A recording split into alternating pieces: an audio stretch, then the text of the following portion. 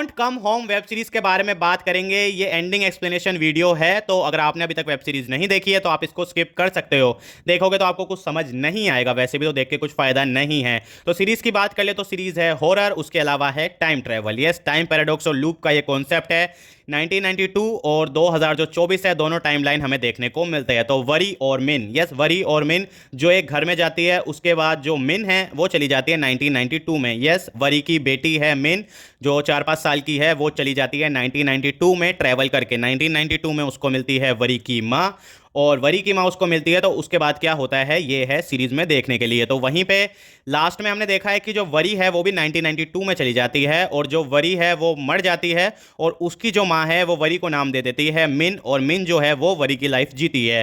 तो देखो ये कॉन्सेप्ट है टाइम पैराडॉक्स का, यानी कि लूप का। अब ये एक लूप है, अगर आप इसको 1992 से देखोगे तो आपको अलग दिखाई देगा, 2024 से देखोगे तो आपको अलग दिखाई देगा, और ये लूप अगर नहीं टूटेगा तो ये लूप ऐसे ही चलता रहेगा।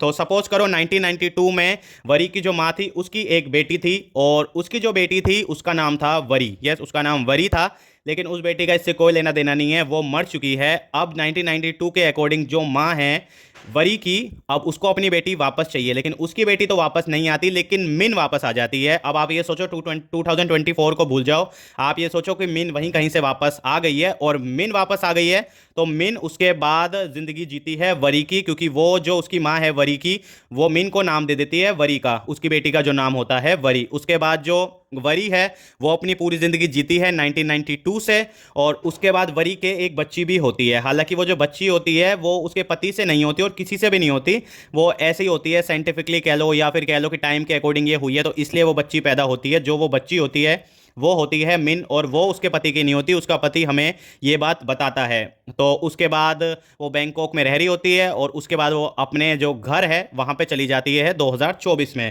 तो अगर आप इसको 2024 से देखोगे तो आपको ऐसा लगेगा कि वरी जो है वरी ने ही पैदा किया है मिन को, लेकिन ये टाइम पैराडॉक्स है, ये लूप है।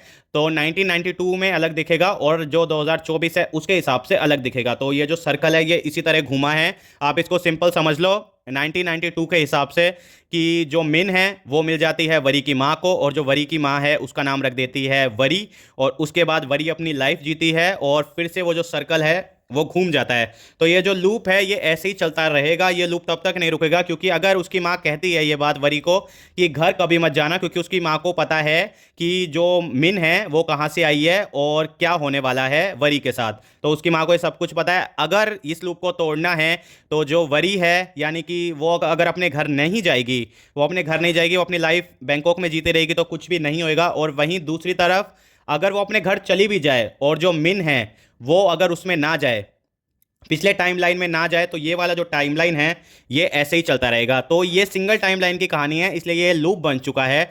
अगर ये सिंगल टाइमलाइन नहीं होता तो ये यूनिवर्स में कन्वर्ट हो जाता, यानी कि 1992 का जो टाइमलाइन है वो दूसरा कट जाता, और 2024 का जो टाइमलाइन है वो दूसरा कट जाता, फिर वो डबल यूनिवर्स हो जाते।